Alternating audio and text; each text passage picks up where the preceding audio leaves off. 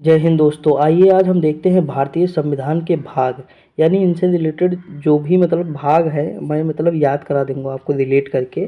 संविधान में 22 भाग हैं, ठीक। ये मैं रिलेट करके याद करा दूंगा। मैंने इससे पहले अनुसूची जो थी वो भी मैंने रिलेट करके आपको याद करा दी सारी।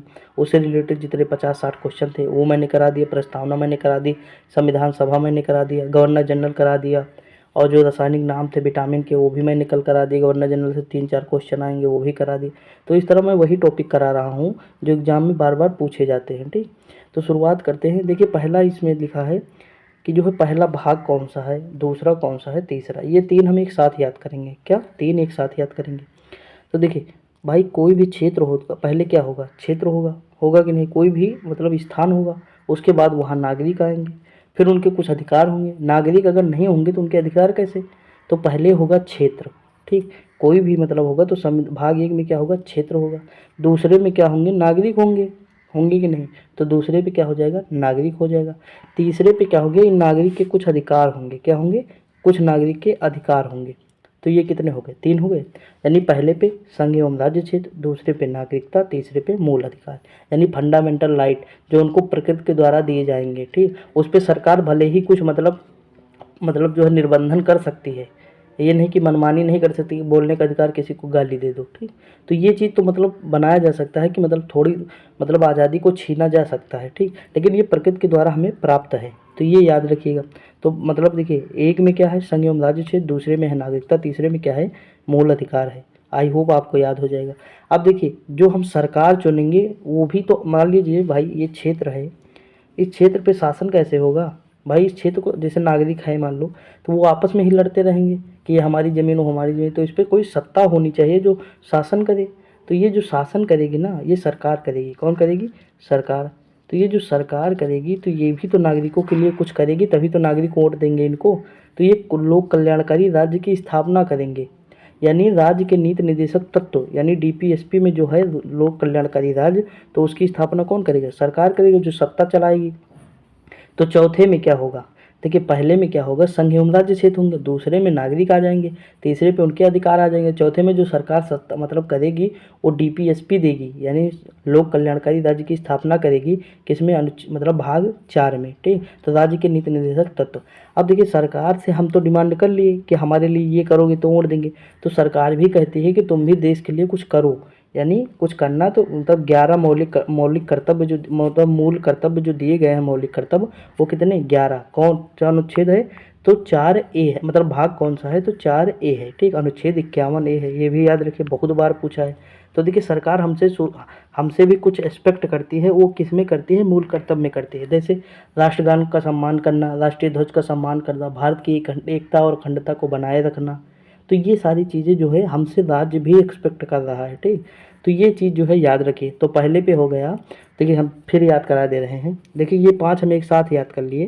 देखिए पहले पे क्या हो जाएगा?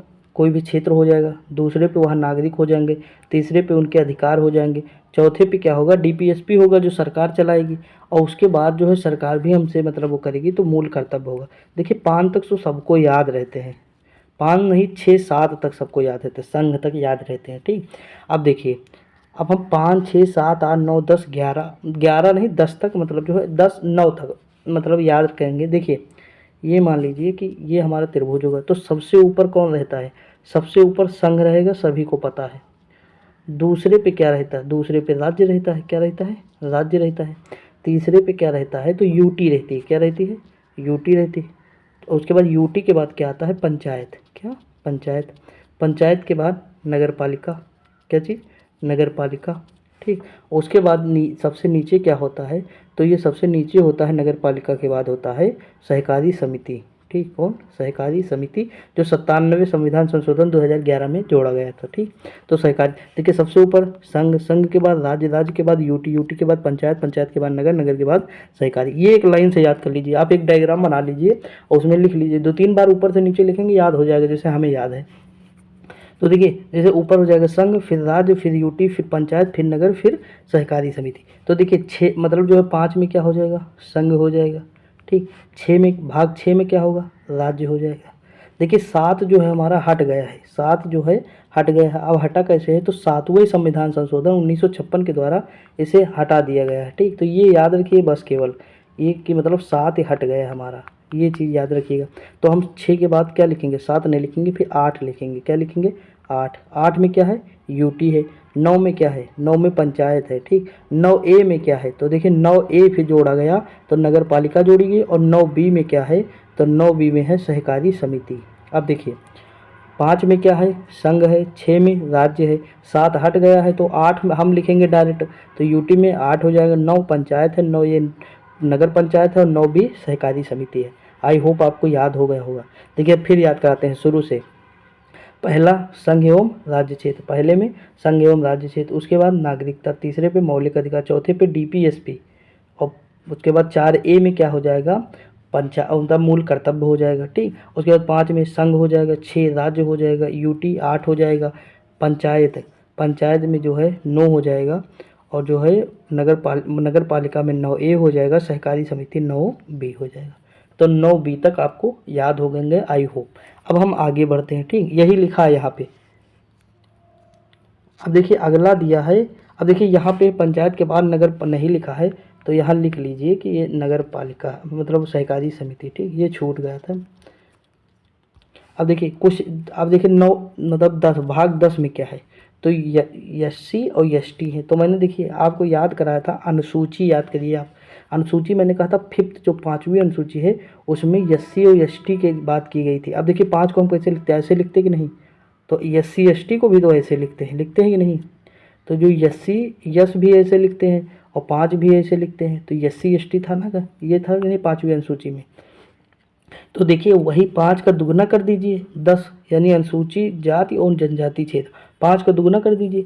या जो एससी और एसटी में देखिए 5 इसमें है 5 इसमें है, इनको जोड़ दीजिए तो कितना हो जाएगा 10। तो इस तरह को आपको याद रहेगा कि 10 जो है भाग 10 में क्या है, अनुसूचित जाति एवं जनजातीय क्षेत्र के बारे में दिया हुआ है, ठीक।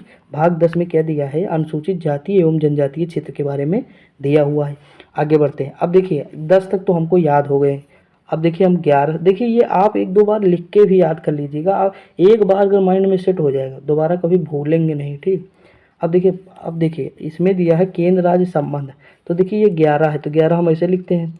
तो देखिए एक एक क्या हुआ, 11 हुआ, इनका संबंध बना। तो मान लीजिए कि संबंध बना, तो जब संबंध बना तो शादी हो गई। देखिए हम रिलेट करना चल रहे हैं, ठीक। अब मान लीजिए 1-1-11 हुआ, तो 11 में केंद्र राज्य का संबंध बना और दोनों में शादी हो गई। मतलब समझ लीजिए, ऐसे मतलब समझाने के लिए बता रहा हूँ। तो 1-1-11 हुआ, इनका संबंध बना, शादी हो गई। तो केंद्र राज्य संबंध 11 में है, शादी हो गई। अब जो शादी होगी तो पैसा भी तो मिलेगा, तो वित्त, तो किसकी बात होगी, वित्त की बात होगी। तो भाई पैसा किस में हो जाएगा, 12 में क्या हो जाएगा, पैसा हो जाएगा। यानी 11 में संबंध बना, 12 में पैसा हो जाएगा। अब जैसे पैसा आएगा तो हम क्या करेंगे, व्यापार एवं वाणिज्य करेंगे। भाई पैसा आया तो हम क्या करेंगे, व्यापार और वाणिज्य। तो 13 में क्या हो जाएगा, व्यापार और वाणिज्य हो जाएगा। 13 में क्या हो जाएगा, व्यापार और वाणिज्य हो जाएगा। अब उसके बाद अब इसमें हमारा घाटा हो रहा था, व्यापार और वाणिज्य में क्या हो रहा था, घाटा। तो हम कहे अब हम सिविल सेवा की तैयारी करेंगे, यानी संघ एवं राज्यों के अधीन जो सेवाएं होती है यूपीएससी, उसकी हम तैयारी करेंगे, ठीक।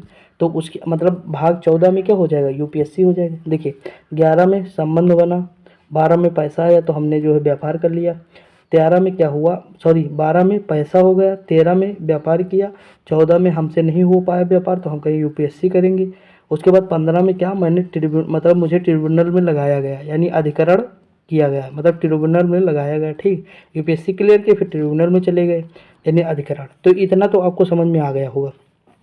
कहाँ, 14A तक, कहाँ 14A, सॉरी 15 नहीं 14A तक अधिकरण कहाँ है, 14A तक है। जैसे जिसमें जिस भी अनुच्छेद में A लिखा है, B लिखा है, वो बाद में जोड़े गए हैं संविधान संशोधन के द्वारा, ठीक। इसमें मैंने जब पॉलिटी के मैं क्वेश्चन करा रहा था तो उसमें मैंने सारे भी अनुच्छेद मतलब अनुच्छेद के थ्रू ही डिस्कस कर दिए थे, कौन सा वो था। तो ना देखा होगा तो जाके भी देख लीजिएगा। देखिए इसमें जो है मतलब 14A तक अधिकरण हो गया। अब देखिए 15 में क्या है, भाग 15 में है निर्वाचन। अब देखिए हमसे यूपीएससी तो हो नहीं रही थी, ठीक। यूपीएससी की हम तैयारी कर रहे थे, यूपीएससी हमसे उसमें हमें अच्छा नहीं लगा। हम कहेंगे हम लगेंगे मतलब लड़ेंगे केवल चुनाव, यानी निर्वाचन की बात हो जाएगी 15 में। अब हम जब चुनाव लड़ेंगे तो कुछ के लिए, विशेष वर्ग के लिए उपबंध भी तो करेंगे कि हम तुम्हारे लिए ये कर देंगे वो कर देंगे, हमें वोट देना। तो 16 में क्या हो जाएगा, कुछ वर्गों के लिए विशेष उपबंध हो जाएगा। तब तक यूपीएससी वाले कह रहे थे कि हिंदी में यार जो सिलेक्शन नहीं हो रहा है तो हम राजभाषा पे बात करना शुरू कर दिए चुनाव के दौरान। तो देखिए चुनाव कुछ वर्गों के लिए विशेष उपन राजभाषा। देखिए 3-3 का पेयर बना के याद करिए, जो कहानी है ना वो कहानी की तरह याद करेंगे तो हमेशा माइंड में रहेगी, अगर रटेंगे तो भूल जाएंगे। ठीक, अब देखिए राजभाषा हो गई। अब हम राजभाषा के लिए प्रोटेस्ट कर रहे हैं तो आपातकाल लग जाएगा। तो 18 में क्या है आपातकाल, देखिए ये दो तो बहुत इंपॉर्टेंट है, राजभाषा 17 और आपातकाल 18। और एक है यूपीएससी, यूपीएससी कौन था पता है, 14 था। कौन सा, 14 था। 13 में मैंने व्यापार नहीं हो रहा था तो मैंने क्या किया, यूपीएससी में मतलब यूपीएससी में चले गए। 14 बी में क्या हुआ, प्राधिकरण हो गया। 15 में क्या है, निर्वाचन, यानी हम चुनाव लड़ना शुरू कर दिए। उसके बाद आपातकाल लग गया। उसके बाद हमें अलग अलग मतलब बिखरा दिया गया, यानी स्कैटरिंग कर दिया गया, किसी को अलग भेज दिया किसी को अलग। तो मतलब 19 में क्या हो जाएगा स्कैटरिंग, और 20 में क्या होगा, उसके बाद संविधान संशोधन हो जाएगा 368 में, भाग 20 में संविधान संशोधन हो जाएगा। ठीक, तो ये याद रखिए भाग 20 में क्या हो जाएगा, देखिए आपातकाल लगा, उसके बाद हम सब लोग अलग अलग हो गए, उसके बाद संविधान संशोधन हो गया।